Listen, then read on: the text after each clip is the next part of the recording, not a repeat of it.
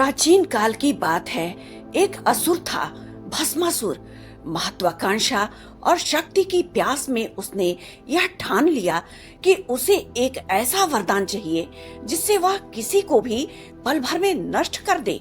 वह हिमालय की गुफाओं में बैठ गया, महादेव का स्मरण करने लगा, कठोर तप करने लगा।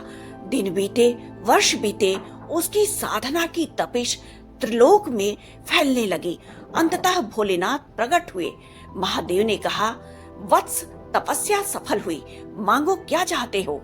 भस्मासुर ने बिना देरी किए कहा, मुझे यह शक्ति दे दीजिए भोलेनाथ कि मैं जिसके सिर पर हाथ रख दूं वह तुरंत भस्म हो जाए। भोले भंडारी जो भक्त की मांग पर संशय नहीं करते, उन्होंने तुरंत तथास्तु कह दिया। परंतु वरदान मिलते ही भस्मासुर का चेहरा बदल गया। उसकी आंखों में विकृत चमक थी। उसने सोचा कि यदि मैं महादेव को ही नष्ट कर दूं तो त्रिलोक पर मेरा राज हो जाएगा। यह सोचकर वह उसी क्षण शिव जी के पीछे दौड़ पड़ा। कैलाश से लेकर आकाश तक महादेव दिशाओं में भागते रहे। तभी मार्ग में विष्णु भगवान मिले। विष्णु भगवान पूछे, देवाधिदेव, ये कैसी विपत्ति, आप भाग क्यों रहे हैं। शिव जी बोले, भाई मैंने तो वरदान दे दिया है, अब वही वरदान मुझे ही भस्म करने के लिए दौड़ा रहा है। विष्णु भगवान मुस्कुराए और बोले, लीला से ही लीला का समाधान होगा। क्षण भर में विष्णु भगवान ने मोहिनी का रूप धारण कर लिया। ऐसी दिव्य सुंदरता जिसे देखकर स्वयं कामदेव भी विस्मित हो जाएं। भस्मासुर का मन मदहोश हो गया। उसने कहा, शिव को जाने दो, तुम मुझसे विवाह करो। मोहिनी ने लाज से मुस्कुराकर कहा, विवाह तो मैं उसी से करूंगी जो मेरे साथ नृत्य कर सके। भस्मासुर बोला कि मुझे नृत्य सिखा दो। नृत्य आरंभ हुआ।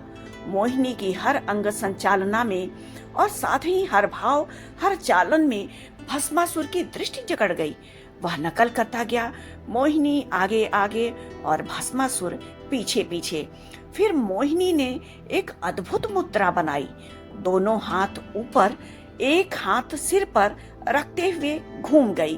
भस्मासुर जो अब तक अपनी बुद्धि खो बैठा था, उसने वैसा ही किया और अगले ही क्षण भस्मासुर ने उस नृत्य के स्टेप को अपनाते हुए अपने हाथों को अपने ही सिर पर रख दिया।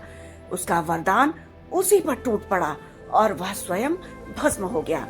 इस कथा से हमने ये समझा कि जब अहंकार और विलासिता बढ़ती है तो मनुष्य का विवेक और शक्ति छीन लेती है।